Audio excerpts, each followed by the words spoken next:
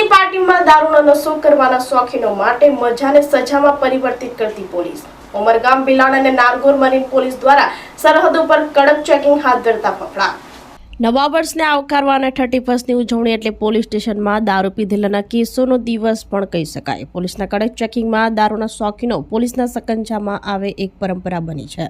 ઉમરગામ તાલુકો 2 રાજ્યોની સરહદો વચ્ચે આવેલો વિસ્તાર છે, જેમાં ઉમરગામ તાલુકો દારૂની છૂટ એવા મહારાષ્ટ્ર અને સંઘપ્રદેશ ગણાતા દમણની સરહદ પ્રવાસીઓ માટે પ્રવેશદ્વાર છે।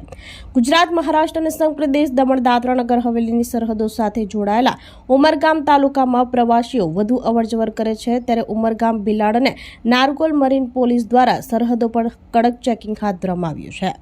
દારૂનો નશો કરવાના શોખીનો માટે ક્યાંક મજાને સજામાં પરિવર્તિત થતી હોય છે, ત્યારે લોકો દારૂ પીને વાહનો ન હંકારે, પ્રોહિબિશન જેવા ગુનાઓ ન આચરે તેવી પોલીસ દ્વારા અપીલ કરવામાં આવી છે।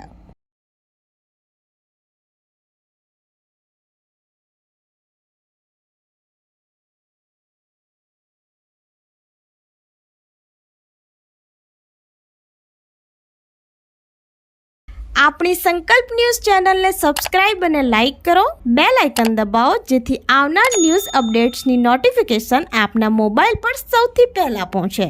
Like, subscribe and share the video.